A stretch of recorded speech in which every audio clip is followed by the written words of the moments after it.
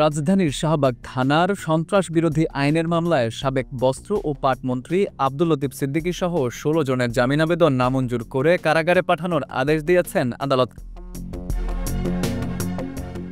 শুক্রবার Dhaka metropolitan magistrate সারা ফারজানা হক এ আদেশ দেন। এদিন মামলার তদন্ত কর্মকর্তা শাহবাগ থানার উপপরিদর্শক তৌফিক হাসান আসামিদের আদালতে হাজির করে কারাগারে আটক রাখার আবেদন করেন। শুনানি শেষে আদালত তাদের জামিন নামঞ্জুর করে কারাগারে পাঠানোর আদেশ দেন।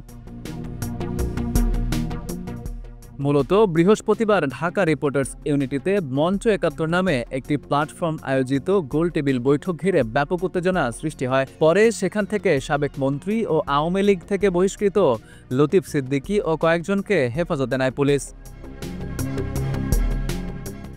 মামলার সূত্রে জানা গেছে ২৮ আগস্ট বেলা ১১টার দিকে মামলার বাদী দেখতে পান বেশ কিছু লোকজন ঢাকা রিপোর্টার্স ইউনিটির অডিটোরিয়ামে কিছু লোককে ঘেরাও করে আওয়ামী ফ্যাসিস্ট বলে স্লোগান দিচ্ছে এবং আব্দুল লতিফ সিদ্দিকী বক্তব্য দিচ্ছেন। জিজ্ঞাসাবাদে জানা যায়, মুক্তিযুদ্ধের ইতিহাস মুছে ফেলার ষড়যন্ত্র ও মুক্তিযুদ্ধের ইতিহাস বিকৃতি বন্ধে গত ৫ আগস্ট মঞ্চ ৭১ নামে একটি সংগঠনের আত্মপ্রকাশ ঘটে।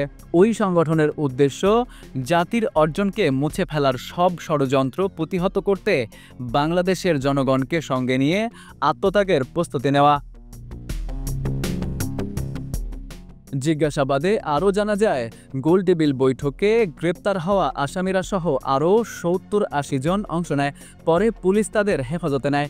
উপস্থিত লোকজনকে জিজ্ঞাসাবাদে জানা যায়, লতিফ সিদ্দিকী মঞ্চ ৭১-এর ব্যানারকে পুঁজি করে প্রকৃতপক্ষে দেশকে সশস্ত্র সংগ্রামের মাধ্যমে অস্থিতিশীল করে অন্তর্বর্তী সরকারকে উৎখাতের ষড়যন্ত্র ও উপস্থিত অন্যদের প্ররোচিত করে বক্তব্য দিচ্ছিলেন। ষড়যন্ত্রমূলক বক্তব্যের জন্য উপস্থিত লোকজন সমবেতদের ঘেরাও করে আওয়ামী ফ্যাসিস্ট বলে স্লোগান দেয়। Farid U Ahmed, IBTV USA।